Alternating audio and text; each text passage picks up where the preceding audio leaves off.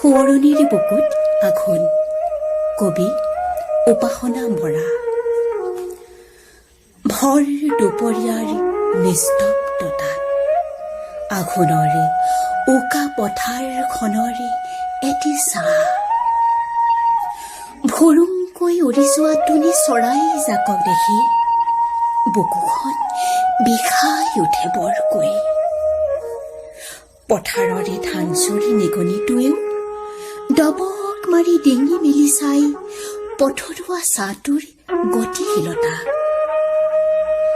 এদিনে আঘোণৰ পথাৰতে সপোন ফুলিছিল, মায়াবী ৰূপত লখিমী আহিছিল।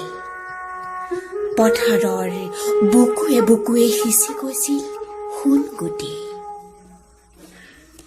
সেউজীয়া পাতৰ আঁৰত ধানবোৰ লাটুমনি যেন ৰঙা হৈছিল।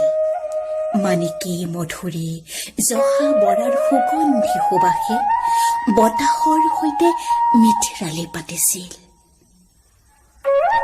এই আঘোণৰ পথাৰতে কত কাণকৰীয়া চৰায়ে লুকা ভাকু খেলিছিল।